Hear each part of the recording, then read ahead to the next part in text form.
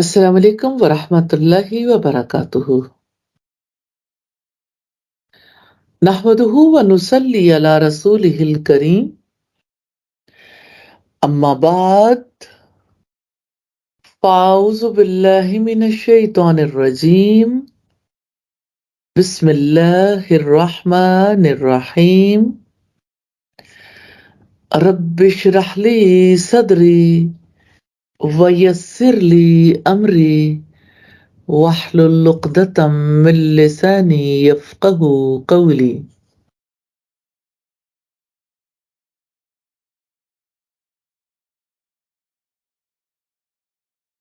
آج ہمارا موضوع بہت اہمیت کا حامل ہے۔ اقرا کے حوالے سے یہ بات انتہائی توجہ طلب ہے۔ ہمیں دیکھنے کی ضرورت ہے دا اسٹرگل آف محمد صلی اللہ علیہ وسلم فار نالج، رسول اللہ صلی اللہ علیہ وسلم کی تعلیمی تحریک۔ آپ کی تعلیمی اسٹرگل کے بارے میں جاننے سے پہلے یہ ضروری ہے کہ اس امر کا جائزہ لیں کہ اسلام سے پہلے دنیا میں علم اور تعلیم و تعلم کا معاملہ کیا تھا۔ محمد رسول اللہ صلی اللہ علیہ وسلم کی آمد سے پہلے چین، یونان، روم، ہندوستان، بابل اور مصر علم کے مراکز مانے جاتے تھے۔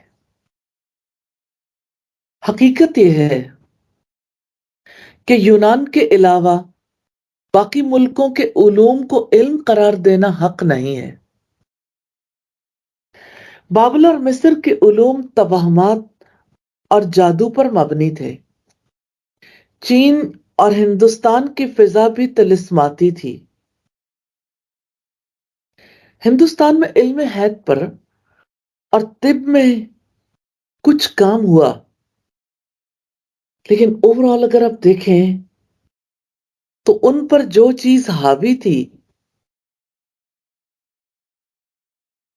جادو، توہمات، طلسمات، آج تک یہ سلسلہ جاری و ساری ہے۔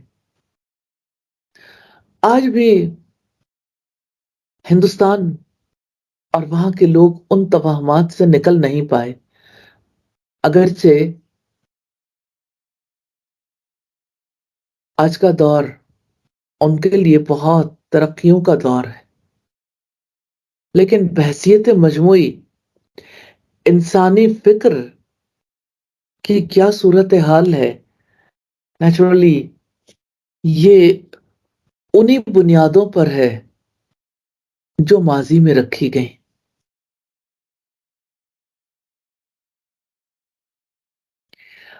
اگر ہم یہ دیکھنا چاہیں کہ رومیوں کا کیا مزاج تھا تو ان کا مزاج علمی نہیں تھا۔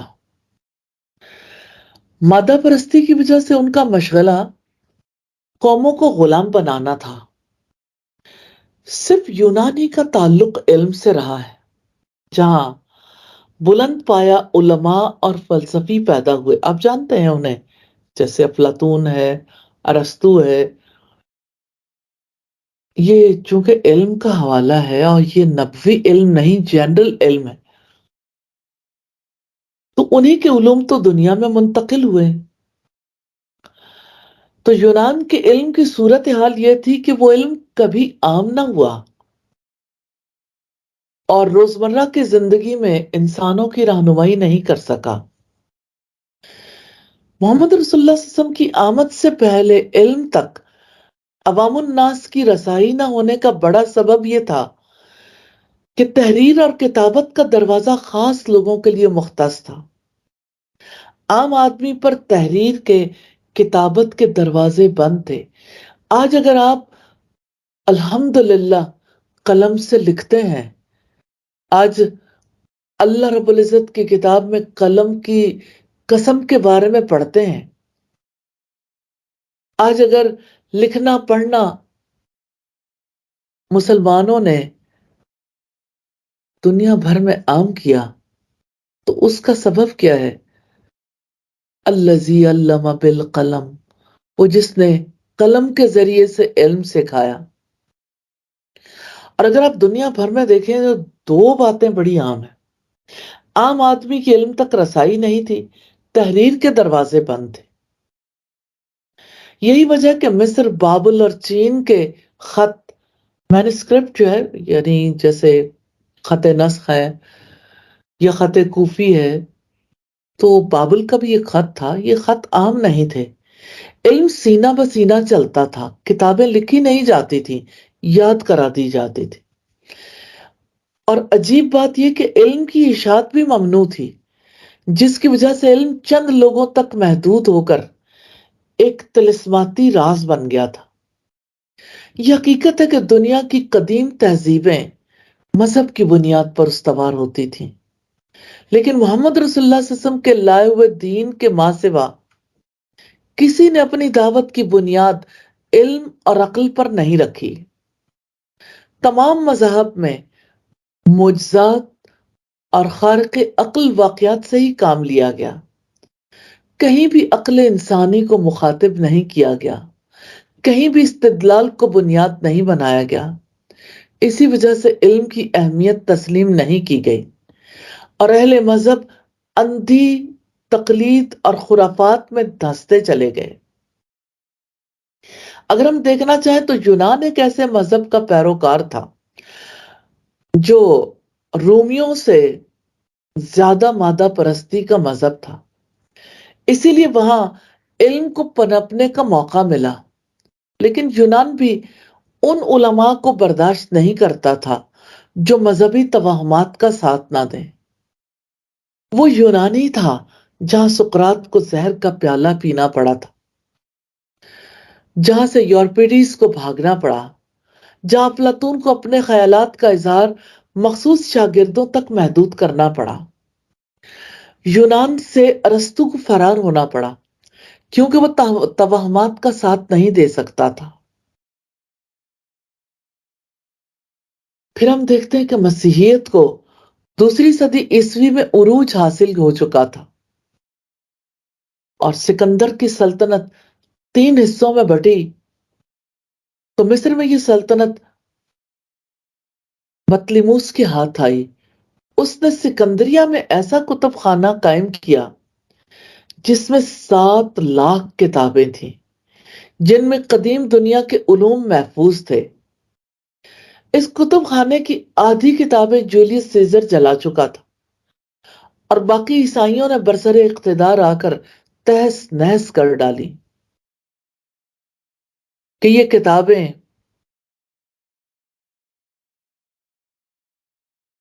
ان کے خیال میں الہاد کا خزانہ تھی۔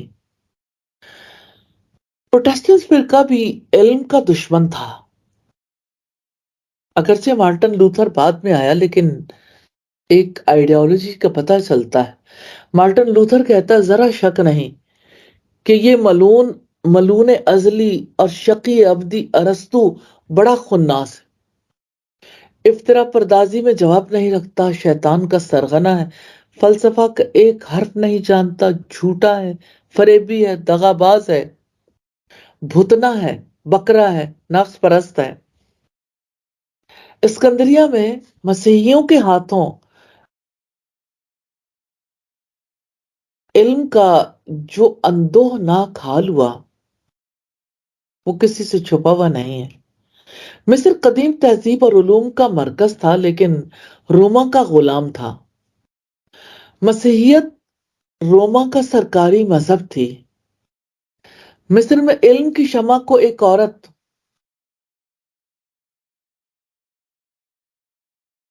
عورت نے جلا رکھا تھا، وہ اپنے وقت کی علامہ تھی۔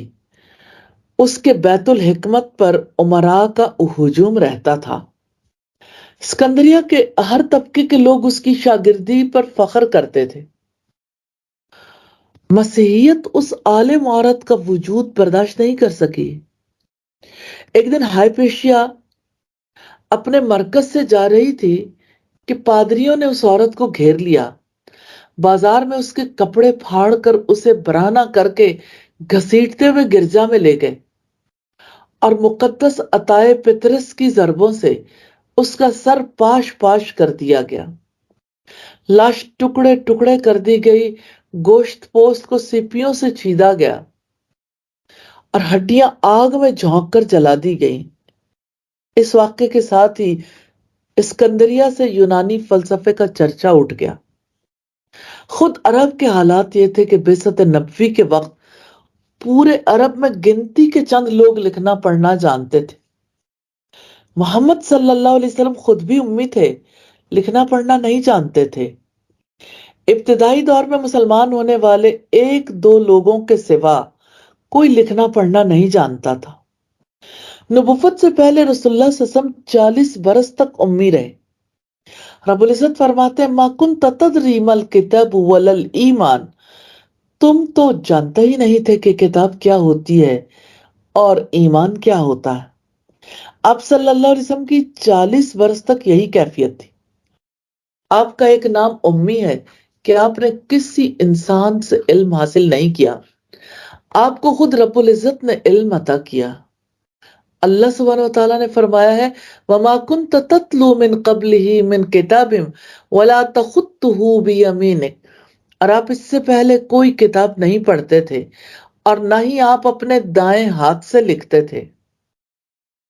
اور حافظ ابن کثیر اس آیت کی تفسیر کرتے ہوئے کہتے ہیں پھر اللہ تعالیٰ نے فرمایا اس سے پہلے تو آپ کوئی کتاب پڑھتے نہ تھے اور نہ کسی کتاب کو اپنے ہاتھ سے لکھتے تھے، یعنی اے محمد آپ اپنی قوم میں اس قرآن کے نازل ہونے سے پہلے جتنی عمر رہے نہ تو آپ کتاب پڑھ سکتے تھے نہ اچھی طرح لکھ سکتے تھے، بلکہ آپ کی قوم کا ہر شخص یہ جانتا ہے کہ آپ امی نہ خواندہ نبی ہیں جو پڑھ لکھ نہیں سکتے۔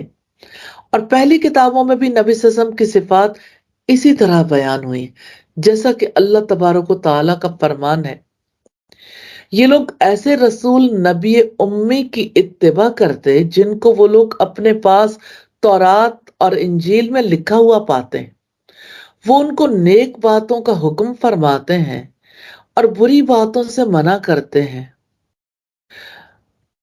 تو ہم دیکھتے ہیں کہ نبی صلی اللہ علیہ وسلم امی تھے، اور جب پہلی وحی آئی تو کایا پلٹ ہو گئی۔ رسول اللہ کی علمی تحریک کا آغاز پہلی وحی سے ہوتا ہے۔ پہلی وحی میں علم، قلم، تعلیم، تعلم اور علم کی عزت کو اجاگر کیا گیا۔ رسول اللہ صلی اللہ علیہ وسلم کے پاس جب پہلی وحی آئی تو رب العزت نے فرمایا اقرا بسم ربک الذی خلق، پڑھو اپنے رب کے نام سے جس نے پیدا کیا۔ خلق الانسان من علق، اس نے انسان کو خون کے لوتھڑے سے پیدا کیا۔ اقرا وربک الاکرم، آپ پڑھیں اور آپ کا رب سب سے زیادہ کریم ہے۔ الذی علم بالقلم، وہ ذات جس نے قلم سے علم سکھایا۔ علم الانسان ما لم یعلم، اس نے انسان کو وہ کچھ سکھایا جو وہ نہیں جانتا تھا۔ تو اسلام میں علم اور اہل علم کو بلند مقام دیا گیا۔ قیس بن کثیر سے روایت مدینہ سے ایک شخص ابو دردہ کے پاس آیا جب وہ دمشق میں تھے، تو انہوں نے پوچھا وہ میرے بھانجے کیا بات تمہیں یہاں لائی ہے؟ اس نے جواب دیا ایک حدیث مجھ تک پہنچی ہے جسے آپ نے رسول اللہ سے روایت کی ہے۔ تو انہوں نے کہا تو تم ادھر اپنی کسی ضرورت کی وجہ سے نہیں آئے؟ اس نے جواب دیا نہیں۔ انہوں نے پوچھا کیا تم ادھر تجارت کے لیے آئے ہو؟ اس نے کہا نہیں، میں صرف اس حدیث کی جانکاری کے لیے یہاں آیا ہوں۔ تو حضرت ابو الدرداء نے فرمایا بے شک میں نے رسول اللہ کو یہ کہتے سنا اگر کوئی شخص علم کا راستہ اختیار کرے گا تو اللہ سبحانہ وتعالیٰ اس کے لیے جنت کا راستہ آسان کر دے گا، اور فرشتے طالب علم کی رضا کے لیے اس کے پاؤں کے نیچے اپنے پر بچھاتے ہیں، اور عالم کے لیے آسمان و زمین میں موجود ہر چیز مغفرت طلب کرتی ہے، یہاں تک کہ مچھلیاں پانی میں اس کے لیے استغفار کرتی ہیں۔ پھر عالم کی عابد پر اس طرح فضیلت ہے جیسے چاند کی فضیلت ستاروں پر ہے۔ علماء انبیاء کے وارث ہیں، اور بے شک انبیاء کی وراثت درہم و دینار نہیں ہوتے بلکہ ان کی میراث علم ہے۔ تو جس نے اسے حاصل کیا اسے انبیاء کی وراثت سے بہت سا حصہ مل گیا۔ تو ہم دیکھتے ہیں کہ پہلی وحی نے علم کی اہمیت کو اجاگر کیا، تو آپ صلی اللہ علیہ وسلم نے کس طرح سے تعلیم کی اہمیت کو لوگوں کے سینوں کے اندر تک راسخ کرنے کی کوشش کی، حتیٰ کہ لوگوں نے یہ سمجھ لیا کہ انبیاء کا اصل ورثہ علم ہے۔ نبی صلی اللہ علیہ وسلم کی بعثت کے مقاصد دیکھیں۔ رب العزت کا فرمان ہے لَقَدْ مَنَّ اللَّهُ عَلَى الْمُؤْمِنِينَ إِذْ بَعَثَ فِيهِمْ رَسُولًا مِّنْ أَنفُسِهِمْ يَتْلُو عَلَيْهِمْ آيَاتِهِ وَيُزَكِّيهِمْ وَيُعَلِّمُهُمُ الْكِتَابَ وَالْحِكْمَةَ۔ اللہ سبحانہ وتعالیٰ نے مومنوں پر احسان کیا کہ انہی میں سے ایک رسول مبعوث فرمایا جو انہیں اللہ تعالیٰ کی آیات کی تلاوت کر کے سناتا ہے، جو ان کے نفوس کا تزکیہ کرتا ہے اور ان کو کتاب اور دانائی کی تعلیم دیتا ہے۔ تو یہ 4 مقاصد ہیں: تلاوت آیات، تزکیہ نفس، تعلیم کتاب اور تعلیم حکمت۔ رسول اللہ صلی اللہ علیہ وسلم نے ان مقاصد کو پورا کرنے کے لیے کیا کوششیں کی؟ آپ نے سب سے پہلے اپنے رشتہ داروں کو دعوت دی، انہیں بلایا۔ آپ کی پہلی کوشش اپنے خاندان والوں کے لیے تھی۔ پھر آپ نے سیدہ خدیجہ کے گھر میں سب سے پہلی تربیت گاہ اور تعلیمی ادارہ قائم کیا۔ اس کے بعد ہم دیکھتے ہیں کہ نبی صلی اللہ علیہ وسلم نے مکہ میں دار ارقم کا مدرسہ قائم کیا۔ یہ ایک صحابی کا گھر تھا جہاں سارے لوگ اکٹھے ہوتے تھے اور سیکھتے تھے کہ ہم کس طرح اللہ تعالیٰ کی اطاعت پر قائم رہ سکتے ہیں۔ رسول اللہ صلی اللہ علیہ وسلم نے شیب ابی طالب میں 3 سال تک یہ تعلیمی سلسلہ جاری رکھا۔ آپ نے اس دوران باہر سے آنے والے وفود کو بھی تعلیم دی۔ ہم دیکھتے ہیں کہ آپ نے طائف میں جا کر بھی تعلیم دی، اگرچہ اس کا رسپانس نہیں آیا، لیکن بہرحال یہ ایک ایفرٹ تھی۔ اسی طرح آپ کی اس ایفرٹ کو اللہ تعالیٰ نے کیسے فلفل کیا، کیسے اس کے رزلٹ سامنے آئے۔ آپ صلی اللہ علیہ وسلم طائف کے سفر سے واپس آ رہے تھے اور ایک وادی میں فجر کی نماز ادا کر رہے تھے، تو جنات نے آپ سے قرآن سنا۔ سورہ الجن میں اس کا تذکرہ آتا ہے کہ اس کے بعد جنات پیغمبر بن گئے اور اپنی قوم کے لوگوں کو جا کر یہ قرآن سنایا۔ آپ کا پیغام صرف انسانوں تک محدود نہ رہا بلکہ جنات تک، دوسری مخلوقات تک بھی پہنچا۔ اسی طرح رسول اللہ صلی اللہ علیہ وسلم نے بیعت عقبہ اولا اور بیعت عقبہ ثانیہ کے لیے مدینہ سے آنے والے افراد کو بھی تعلیم دی۔ حج کے قافلے جب آتے تھے تو آپ ایک ایک خیمے میں پہنچتے اور ان کو اللہ سبحانہ وتعالیٰ کی اطاعت سکھاتے، اللہ تعالیٰ کے ساتھ ان کا تعلق قائم کرنے کی کوششیں کرتے۔ آپ نے اہل مدینہ کی خواہش پر ایک معلم ان کے ساتھ روانہ کر دیا، ان کا نام مصعب بن عمیر تھا۔ ان کو بھیجا کہ مدینہ کے لوگوں کو جا کر تعلیم دیں۔ مدینہ میں پہلا جمعہ پڑھانے کا اعزاز بھی انہی کو حاصل ہوا۔ اس طرح آپ صلی اللہ علیہ وسلم کی آمد سے پہلے پہلے مدینہ کے ماحول کو پوری طرح تیار کر لیا گیا تھا۔ ابن ہشام کہتے ہیں کہ رسول اللہ نے اہل مدینہ کے مطالبے پر سیدہ مصعب بن عمیر کو ان کے ساتھ مدینہ روانہ کر دیا۔ ہجرت کے بعد مسجد نبوی میں درسگاہ کا قیام عمل میں آیا جسے مدرسہ صفہ کہتے ہیں، اور اس کے علاوہ باقی مدینہ کی باقی مساجد اور محلوں میں بھی یہ سلسلہ جاری رہا۔ مختلف علاقوں میں بھی تعلیمی حلقہ جات اور تعلیمی سلسلے جاری رہے۔ مثلا بنو نجار میں بنو عبد الاشہل، بنو ظفر، بنو عمر، بنو عوف، بنو سالم وغیرہ کی مسجدوں میں بھی اس کا انتظام تھا۔ تعلیم تبدیلی کے لیے تھی۔ رسول اللہ نے جو تعلیم دی وہ زبردست تبدیلی لے کر آئی۔ آپ کی آمد سے پہلے بھی واعظ موجود تھے، نصیحت کرنے والے بڑے میٹھے انداز میں واعظ و نصیحت کرتے تھے۔ آپ کی آمد سے پہلے انسانی زندگی میں تبدیلیاں لانے والی بہت سی ہستیاں موجود تھیں، لیکن یہ آپ کی ذات تھی جس نے انسان کے اندر اتنی گہری تبدیلی پیدا کی کہ انسان کا رشتہ اس کے خالق سے جوڑا۔ آپ نے بنیادی طور پر جو کام کیا وہ یہ کہ انسان کو اندر سے بدل ڈالا۔ انسان کیسے بدلا؟ اس کی سوچ بدلی، اس کے جذبات اور احساسات بدلے، اس کی خواہشات کے پیمانے بدل گئے، اس کی عبادتوں کے انداز بدل گئے، گھر کے اندر کی زندگی بدلی، مارکیٹس کے اصول و ضوابط بدل گئے۔ تو بات تعلیمی اداروں کی ہو، عدالت کی ہو، سوسائٹی کی ہو، معاشرے میں جہاں جہاں سے بھی انقلاب کی لہریں ابھرتی ہیں، ہر ادارے کو اللہ کے رسول صلی اللہ علیہ وسلم نے بدل کر رکھ دیا۔ آپ صلی اللہ علیہ وسلم کا، محمد صلی اللہ علیہ وسلم کا سب سے بڑا کارنامہ یہ ہے کہ آپ نے انسان کے مزاج، اس کی عادات و اطوار کو بدل ڈالا اور علم کا رشتہ رب کے نام سے جوڑا۔ رسول اللہ کے دور میں جاری ہونے والی علمی تحریک کو مزید سمجھنے کے لیے ایک بار پھر پہلی وحی کے الفاظ پر غور کرتے ہیں۔ اب پڑھیں، اپنے رب کے نام سے جس نے پیدا کیا، اس نے انسان کو خون کے لوتھڑے سے پیدا کیا۔ آپ پڑھیں، اور آپ کا رب سب سے زیادہ کریم ہے، وہ ذات جس نے قلم سے علم سکھایا۔ اس نے انسان کو وہ کچھ سکھایا جو وہ جانتا نہیں تھا۔ تو آپ الفاظ دیکھیے گا، اقرا، آپ پڑھیں، لیکن کیسے؟ آپ پڑھیں اپنے رب کے نام سے جس نے پیدا کیا۔ یہ رب کے نام کے ساتھ پڑھنا ہے جو انسانوں میں تبدیلی لایا۔ اس علم سے لوگ ربانی بنتے تھے، اس علم سے انہوں نے اپنے رب کو پہچانا، اور یہ پہچانا کہ علم دینے والا تو رب ہے۔ اور علم اور عمل کا رشتہ محمد رسول اللہ صلی اللہ علیہ وسلم نے قائم کیا۔ امام بخاری نے اپنی صحیح میں ایک باب قائم کیا ہے، باب العلم قبل القول والعمل، قول اور عمل سے پہلے علم کی ضرورت۔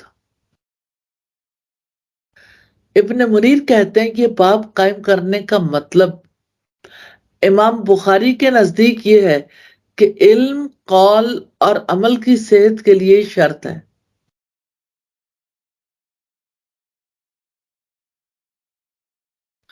تو یہ دونوں علم کے ساتھ ہی قابل اعتبار ہوتے ہیں۔ علم ان دونوں سے مقدم ہے اور اس نیت کو درست کرنے والا ہے جو عمل کی درستگی کا باعث بنتی ہے۔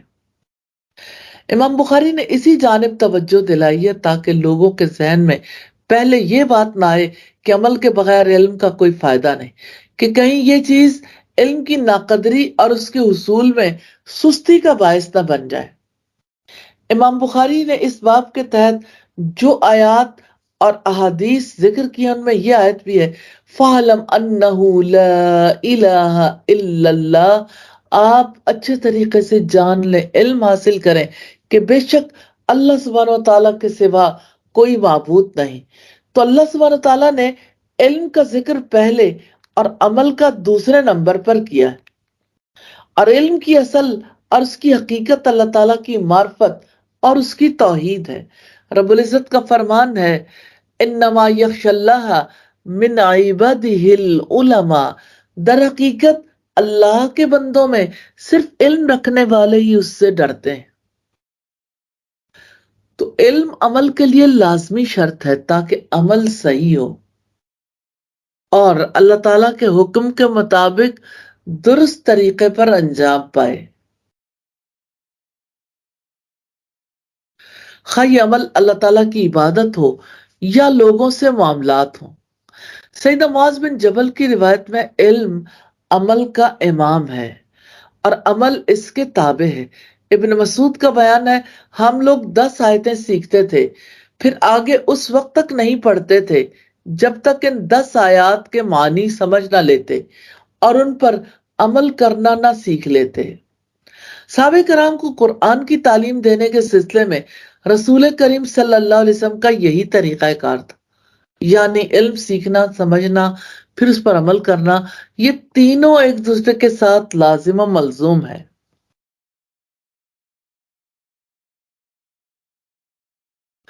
تو علم امن کے لیے ہے، علم فساد کو دور کرنے کے لیے ہے، علم اصلاح کے لیے ہے۔ کس کی اصلاح؟ فرد کی اصلاح، عقیدے کی اصلاح، قلب و ذہن کی اصلاح، شکوک و شبہات کی اصلاح، عبادت کی اصلاح، معاشرت کی اصلاح، یعنی خاندان کی، عبادت گاہ کی، تعلیمی ادارے کی اور اسٹیٹ کی، خاندان، مسجد، اسکول اور ریاست کی۔ اسی طرح اخلاق کی اصلاح، معاملات کی اصلاح، معاشی اصلاحات، سود اور تجارت کی نفی۔ تو علم کے رسول اللہ کی ذات پر اثرات تھے، وحی کے علم کی وجہ سے رسول اللہ کی کیسی شخصیت سامنے آئی۔ رسول اللہ صلی اللہ علیہ وسلم کی شخصیت کا نمایاں حصہ اللہ سبحانہ وتعالیٰ کی ذات کے ساتھ تعلق ہے۔ آپ کی ذات ہمارے لیے بہترین نمونہ ہے، آپ کی شخصیت عظیم ہے۔ تو اس وجہ سے کہ آپ نے صرف اپنی ذات کو ہی نکھارنے کی کوشش نہیں کی، بلکہ خدمت خلق کا بہترین نمونہ پیش کیا۔ آپ صلی اللہ علیہ وسلم بیماروں کی خدمت کرتے، یتیموں اور بیواؤں کا سہارا بنتے تھے۔ آپ انسانیت کی خدمت میں ہر طرح سے مصروف عمل رہتے تھے، اور اس خدمت میں سے بنیادی خدمت جو آپ نے انجام دی وہ انسانیت کو آگ سے بچانے کی کوشش ہے۔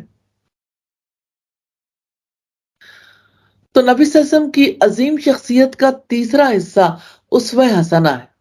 رہتی دنیا تک کے لیے اللہ سبحانہ وتعالیٰ نے آپ کو روشن چراغ بنا دیا، سراجا منیرا، ایسی شخصیت جس سے لوگ فیض حاصل کریں۔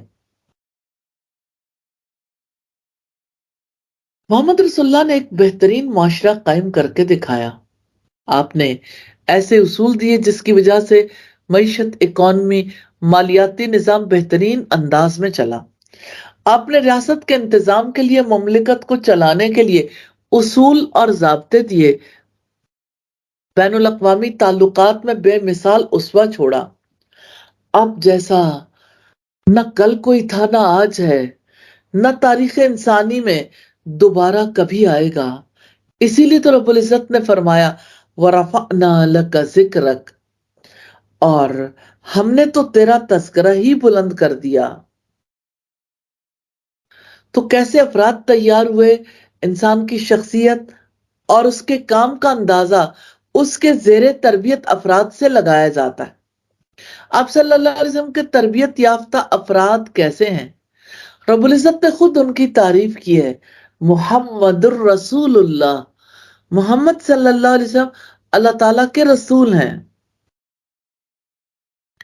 والذین معہ اشداء علی الکفار رحماء بینہم، محمد صلی اللہ علیہ وسلم اللہ کے رسول ہیں، اور جو لوگ ان کے ساتھ ہیں کافروں کے لیے سخت ہیں اور آپس میں شفیق اور رحیم ہیں۔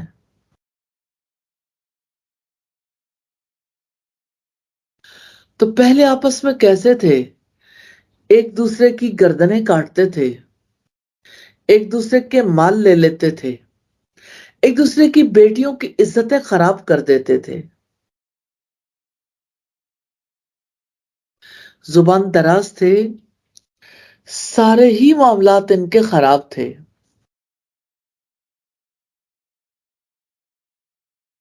اور جس وقت اللہ سبحانہ وتعالیٰ نے اپنے ازلی علم سے بتایا تو اللہ سبحانہ وتعالیٰ نے واضح کیا کہ دیکھو اب وہ کیسے ہیں، آپس میں شفیق اور رحیم ہیں۔ یقیناً یہ شفقت، یہ رحمت نبی صلی اللہ علیہ وسلم کے تعلیم یافتہ ہونے کی وجہ سے تھی، ورنہ وہ جیسے حالی کہتا ہے نا، کہیں پانی پینے پلانے پہ جھگڑا، تو ان کے جھگڑے تو بہت چھوٹی چھوٹی چیزوں پر ہو جاتے تھے، اور برسا برس برسا برس جاری رہتے تھے۔ تو اب صلی اللہ علیہ وسلم نے کیسے ان قبائل کو جو آپس کی جنگوں میں ملوث تھے، قبائل کو شیر و شکر کر دیا، اور دین کا رشتہ ایسا محبت کا رشتہ بنا۔ ان کی نشانیاں اللہ سبحانہ و تعالیٰ نے بتائی، وہ جن کا سر کسی کے آگے نہیں جھکتا تھا۔ اللہ سبحانہ و تعالیٰ نے یہ کہا کہ اب ان کے مزاج کی شناخت کیا ہے، رسول اللہ کے تربیت یافتہ لوگ کیسے تھے۔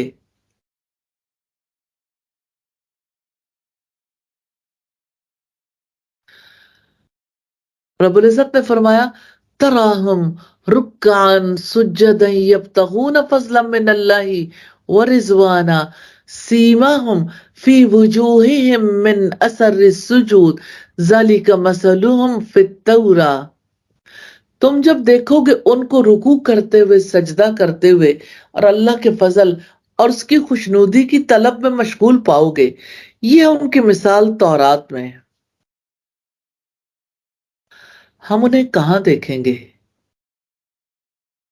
ہم نے تو نہیں دیکھا، مگر رسول اللہ کی سیرت کی کتابوں میں صحابہ کی سیرت دیکھ سکتے ہیں۔ ہم دیکھیں تو ہمیں بھی پتا چل سکتا ہے کہ کیسے وہ رکوع اور سجدوں اور اللہ کے فضل اور اس کی خوشی کی طلب میں مشغول رہتے تھے۔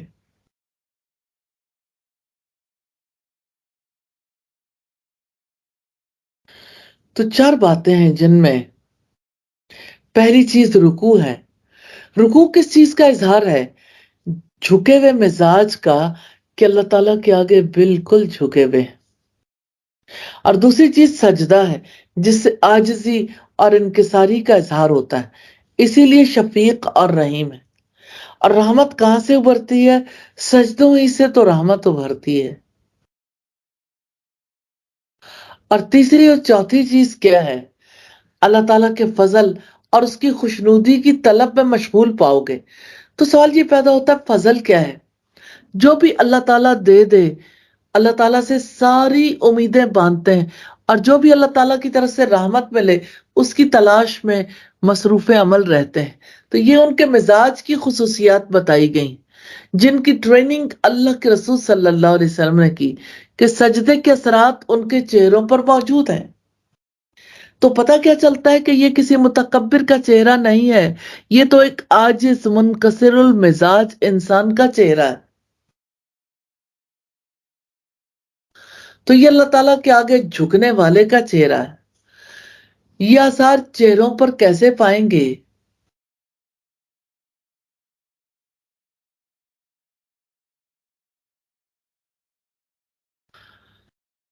تو صرف سجدے کے نشان سے نہیں، بلکہ عاجزی کی وجہ سے۔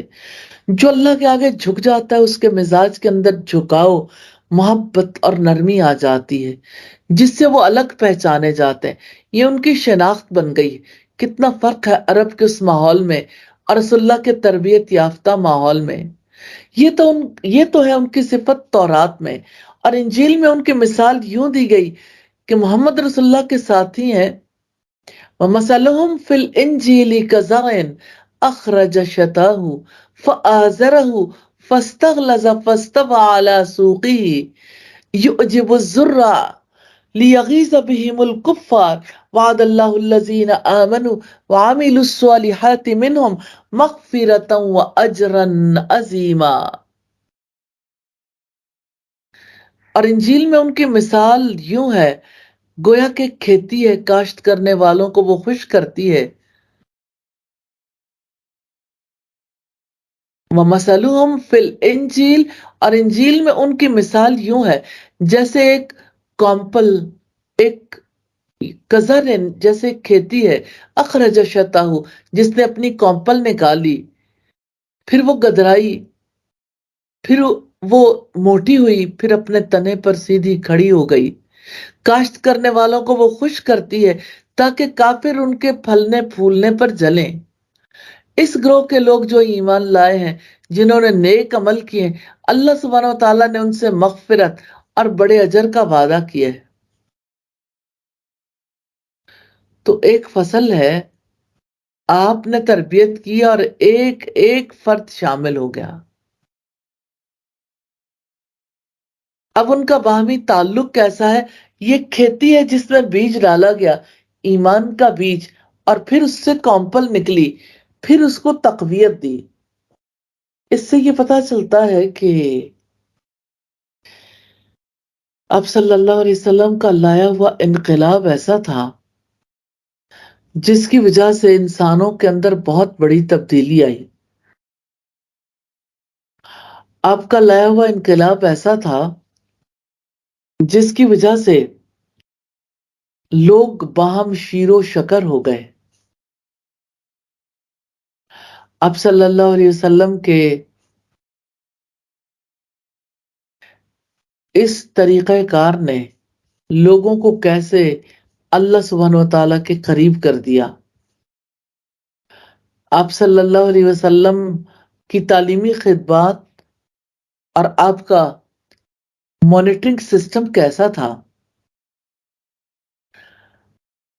ہم سب سے پہلے دیکھیں تو مکی نظام تعلیم کو، جو کہ ہجرت سے پہلے آپ نے قائم کیا، کیا کوئی باقاعدہ مدرسہ قائم کیا یا استاد مقرر کیے؟ اس دور کے ایسے مقامات اور حلقات کو مدارس کہا جا سکتا ہے جہاں وقت، حالات اور ضرورت کے مطابق لوگ تعلیم لیا کرتے تھے، ورنہ ہجرت سے پہلے باقاعدہ ایسے کسی تعلیمی ادارے کا تصور ہمیں نہیں ملتا۔ یعنی جیسے لوگوں کو موقع ملتا کسی جگہ پر اکٹھے ہوتے، تعلیم کا سلسلہ جاری رہتا، اور وجہ کیا تھی؟ دن رات فکر اور بے یقینی کی فضا کا دھڑکا لگا رہتا تھا۔ اور یہ وہ دور ہے جس میں آپ صلی اللہ علیہ وسلم خود متحرک استاد تھے، جہاں بھی جاتے مدرسہ قائم ہو جاتا۔ حقیقت یہ ہے کہ یہ خوبصورت تصور ہے۔ تعلیم کا ادارہ استاد کی ذات سے ہے، یعنی استاد خود جس جگہ جائے ادارہ قائم ہو جائے۔ رسول اللہ صلی اللہ علیہ وسلم نے بھی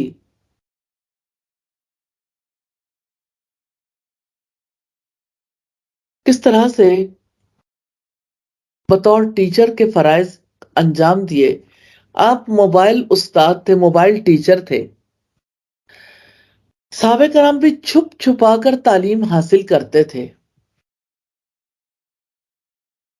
اس دور میں 3 اساتذہ تھے، سیدنا ابوبکر صدیق، سیدنا خباب بن ارت اور خود نبی صلی اللہ علیہ وسلم۔ اور ان کے اثرات سے لوگوں نے گھر بار چھوڑ دیے، مال چھوڑ دیے، اپنی رشتہ داریاں چھوڑ دی، ایک مقصد کے تحت جمع ہو گئے، کیونکہ انہیں مرکز کی قدر و قیمت کا اندازہ ہو گیا تھا۔ تو پہلا مدرسہ حضرت فاطمہ، حضرت خدیجہ کا گھر تھا، پھر مدرسہ ابو بکر۔ صحیح بخاری میں کہ سیدنا ابو بکر نے اپنے گھر کے باہر ایک مسجد بنائی جس میں وہ نماز پڑھتے تھے۔ یہ کھلی جگہ تھی جہاں سیدنا ابو بکر صدیق قرآن حکیم کی تلاوت کرتے رہتے تھے۔ تو یہ تلاوت قرآن کا پہلا مرکز تھا۔ اور یہ کیسا مدرسہ تھا؟ جہاں کوئی شاگرد نہیں تھا لیکن تلاوت ہوتی رہتی تھی۔ پھر مدرسہ بیت فاطمہ تھا، یعنی سیدنا عمر کی بہن فاطمہ کا گھر۔ وہ اپنے شوہر سعید بن زید کے ساتھ ابتدائی طور پر مسلمان ہوئی تھی۔ ان کے گھر کو ابتدائی مدرسہ اس اعتبار سے کہا جاتا ہے کہ اس میں استاد خباب بن ارت تھے، اور اس میں کم از کم ایک حضرت فاطمہ اور دوسرے ان کے شوہر سٹوڈنٹ تھے۔ اور تیسرا مدرسہ دار ارقم تھا 590 میں۔ حبشہ کی طرف پہلی ہجرت عمل میں آئی، اس وقت مکہ میں رہ جانے والے افراد ظلم کی چکی میں پس رہے تھے۔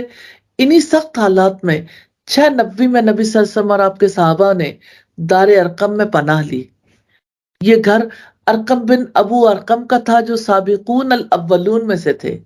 یہ گھر کوہ صفا کے پاس تھا، اب اس کی یادیں مٹ چکی، لیکن اب اللہ سبحانہ وتعالیٰ نے ان علاقوں کو حرم ہی میں شامل کر دیا جن میں ابتدائی طور پر تعلیم دی جاتی تھی۔ نبی صلی اللہ علیہ وسلم نے دار ارقم میں قرآن حکیم کی تعلیم و تعلم کا سلسلہ جاری رکھا۔ اخبار مکہ کی روایت ہے کہ نبی صلی اللہ علیہ وسلم اور صحابہ کرام دار ارقم میں جمع ہوتے تھے، آپ ان کو قرآن پڑھاتے، دین کی تعلیم دیتے تھے۔ اس مدرسے کا انتظام کس نوعیت کا تھا، ہمیں یہ بھی دیکھنا ہے۔ لوگ یہاں آتے تھے، ان کے لیے قیام و طعام کا بھی انتظام تھا۔ سیدنا عمر کا بیان ہے کہ اسلام لانے والوں میں سے دو آدمیوں کو کسی ایک صاحب استطاعت کے حوالے کر دیا جاتا، وہ ان کے گھر رہتے، وہیں کھانا کھاتے۔ تقریباً 1 ماہ تک خفیہ طور پر تعلیم و تعلم کا سلسلہ جاری رہا۔ یہ مدرسہ اور دارالاقامہ تھا، یہ دار ارقم میں قیام کا زمانہ تھا۔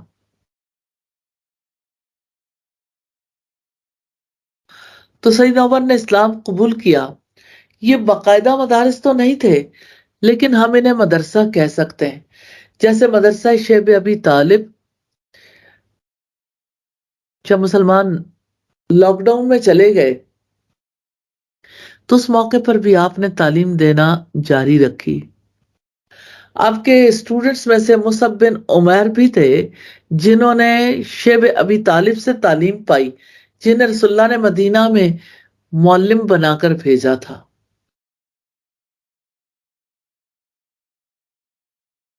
پھر مدرسہ بیت خدیجۃ الکبریٰ کو ہم دیکھتے ہیں۔ یہ سیدہ خدیجہ کا گھر تھا جو دعوت الحجر میں واقع تھا، سب سے پہلی تربیت گاہ کہا جا سکتا ہے۔ مکہ میں رسول اللہ کی یہی تعلیمی کوششیں تھیں۔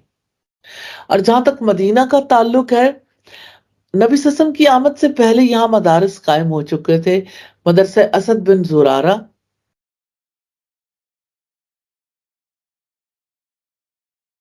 مدرسہ مسجد بنی زریق، یہ مسجد مدینہ کے عین درمیان میں واقع تھی، اور اس مسجد میں سب سے پہلے قرآن حکیم کی تعلیم دی گئی۔ اس حوالے سے ہم دیکھتے ہیں کہ الاصابہ میں حافظ ابن حجر کی روایت ہے، مدینہ میں سب سے پہلی مسجد جس میں قرآن پڑھا گیا بنی زریق ہے۔ اس مدرسے کے استاد اور اکثر شاگرد قبیلہ خزرج کی شاخ بنی رزیق کے مسلمان تھے۔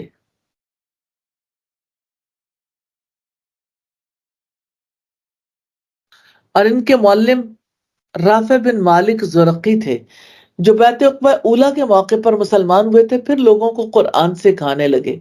اور تیسرا مدرسہ مدرسہ مسجد قباء تھا۔ یہ مدینہ کے جنوب میں واقع ہے، بہت سے لوگ ہجرت کر کے آئے تھے۔ یہاں سیدنا سالم مولا ابو حذیفہ معلم تھے، نبی صلی اللہ علیہ وسلم کے آنے سے پہلے یہی امامت بھی کراتے تھے۔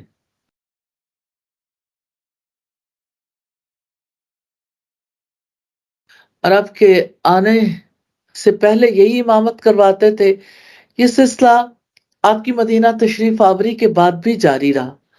اسی طرح نبی صلی اللہ علیہ وسلم نے خاص طور پر صحابہ سے یہ بات ارشاد فرمائی تھی، قرآن 4 عالموں اور قاریوں سے پڑھو، کتنے خوش قسمت ہے جن کے بارے میں اللہ کے رسول نے فرمایا قرآن کے عالم۔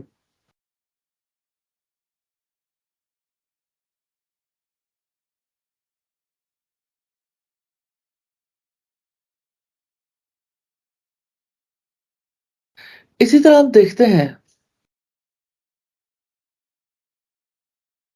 مدینہ میں کثیر تعداد یا تو قرآن کی تعلیم لے رہی تھی یا دے رہی تھی۔ اور مدرسہ قباء میں آنے والے چونکہ اکثر مہاجرین تھے، اس لیے ان کی رہائش کا مسئلہ درپیش تھا۔ سیدنا ابو خیثمہ سعد بن خیثمہ اوسی کا گھر مدرسہ قباء کے طلبہ کے لیے دارالاقامہ تھا۔ لوگوں نے اپنے گھر وقف کیے ہوئے تھے کہ جو لوگ دینی تعلیم کے لیے آنا چاہتے ہیں وہ یہاں آ کر رہیں۔ آج بھی اسی اسپرٹ کی ضرورت ہے۔ اور چوتھا مدرسہ مدرسہ صفا ہے۔ ابتدا میں اسے مسجد یا حلقہ کا نام دیا جاتا تھا، بعد میں بھی یہ سلسلہ جاری رہا۔ نبی صلی اللہ علیہ وسلم کی مجالس پروقار ہوتی تھی، شرکاء ہمتن متوجہ رہتے، آپ کے گرد یوں بیٹھتے تھے جیسے ان کے سروں پر پرندے بیٹھے۔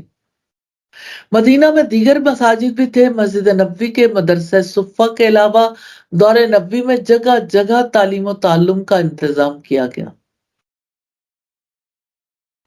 اس طرح محلوں اور قبیلوں میں حتیٰ کہ راستوں تک میں تعلیم گاہیں موجود تھیں۔ سفر میں بھی تعلیم کا سلسلہ جاری رہتا تھا۔ رسول اللہ نے جو تعلیم دی یہ کچھ عرصے کی دی گئی تعلیم نہیں رہی، بلکہ یہ باقاعدہ طور پر ایک مشن بن گئی۔ لوگوں نے سیکھا، سکھایا، ایک لگن تھی، ایک تڑپ تھی، جہاں کوئی ملے اسے یہ تعلیم ضرور دینی ہے، چاہے راستے میں ملے چاہے گھر میں۔ اسی وجہ سے یہ سلسلہ جاری رہا۔ پھر ایک بڑا زبردست سلسلہ گھریلو مدارس کا تھا۔ عہد نبوی میں گھر گھر تعلیم کا سلسلہ شروع ہو گیا تھا۔ اللہ کے رسول جس دور میں آئے تھے صرف 3 افراد لکھنا پڑھنا جانتے تھے، اور اب سب لکھنا پڑھنا سیکھ گئے تھے۔ یہ ایک تعلیمی انقلاب ہے جو اللہ کے رسول نے پیدا کیا۔ 3 افراد جہاں لکھنا پڑھنا جانتے ہیں، اب کیا صورتحال ہے؟ اب کوئی ایسا بچا ہی نہ ہو، اب کوئی ایسا بچا ہی نہیں تھا جو نہ جانتا، سب سیکھ گئے۔ پھر آپ صلی اللہ علیہ وسلم نے جو علمی تحریک برپا کی، آپ کے دور میں گھریلو مدرسے کا بھی آغاز ہو گیا تھا۔ صحابہ، ان کے بچے، ان کے پوتے، ان کی بیویاں قرآن حکیم کی تعلیم سے استفادہ کرنے والوں میں سے ہو گئے۔ ایک دفعہ نبی صلی اللہ علیہ وسلم نے علم کے اٹھ جانے کی بات کی تو زیاد بن لبید انصاری بیازی نے آپ سے دریافت کیا کہ اللہ کے رسول، آپ کہتے ہیں ہم سے علم اٹھ جائے گا، کیسے اٹھ جائے گا؟ حالانکہ ہم نے قرآن پڑھ لیا۔ اللہ کی قسم اسے پڑھتے ہیں، ہماری عورتیں اسے پڑھتی ہیں، ہمارے لڑکے اسے پڑھتے ہیں،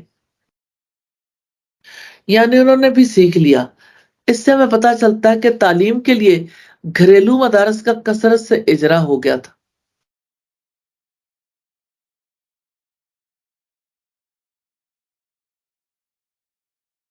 پھر ہم شبینہ مدارس دیکھتے ہیں، نائٹ کلاسز، جہاں دن میں کلاسز نہیں ہو سکتی تھی وہاں نائٹ کلاسز ہوا کرتی تھی۔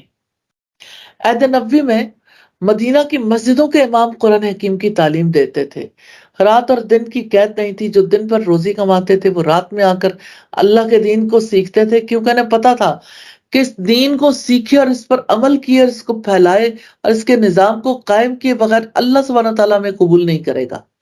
اللہ تعالیٰ کے یہاں ہماری کوئی قدر و منزلت نہیں ہوگی۔ تو ان مدارس میں جو ائمہ مقرر کیے جاتے تھے وہ نبی صلی اللہ علیہ وسلم سے فارغ التحصیل ہونے والے لوگوں میں سے ہوتے تھے۔ یہ لوگ امامت بھی کراتے تھے، تعلیم بھی دیتے تھے، ذوق و شوق سے حاضر ہوتے تھے۔ سیدنا انس بن مالک کہتے ہیں کہ انصار کے 70 لوگ تھے، جب رات ہو جاتی تو مدینہ میں اپنے معلم کے یہاں آ جاتے، قرآن پڑھنے میں رات گزارتے، پوری رات پڑھنے کا سلسلہ جاری رہتا۔ صبح کو جس میں طاقت ہوتی لکڑی اور میٹھا پانی لاتا، جس کو وسعت ہوتی بکری لا کر دیکھ بھال کرتا۔ یہ شبینہ مدارس قرآن حکیم کے تعلیم و تعلم کے لیے رات بھر مصروف عمل رہتے تھے۔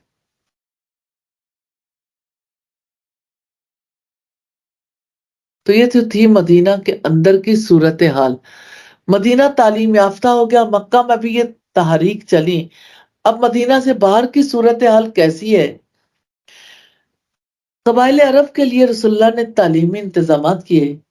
آپ نے ایسے فرد مقرر کیے جو آپ سے تعلیم حاصل کرنے کے پاس جا کر انہیں تعلیم دیں۔ تو آپ صلی اللہ علیہ وسلم کس طرح سے بعض اوقات کسی کی فرمائش پر انتظام کرتے، کبھی کسی کی درخواست پر کرتے اور معلم مقرر کر دیتے۔ اس طرح سے یہ سلسلہ مدینہ میں تو جاری تھا، مدینہ سے باہر بھی جاری ہو گیا۔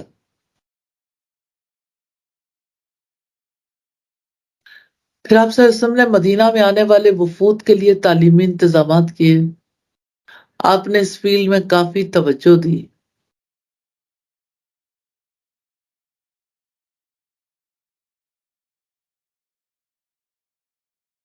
آپ نے نوجوانوں کے لیے بھی تعلیمی انتظامات کیے، بچوں کے لیے تعلیمی انتظامات کیے۔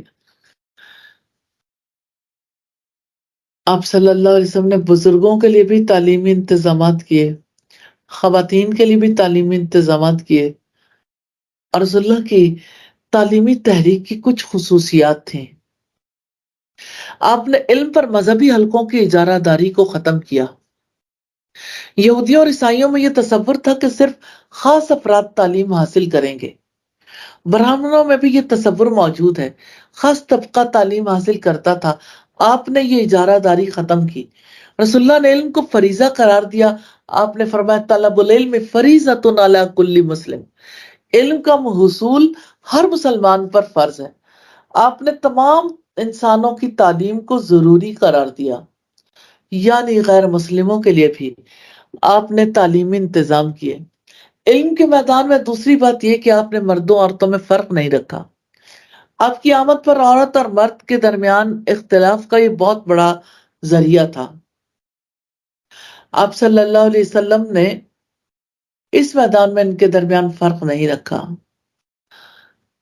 اسی طرح آپ نے عورتوں کو بھی محروم نہیں کیا. آپ کی تعلیم کا یہ خاص پہلو ہے کہ آپ نے دین اور دنیا کی وحدت قائم کی، ان کے درمیان اختلاف کو ختم کر دیا.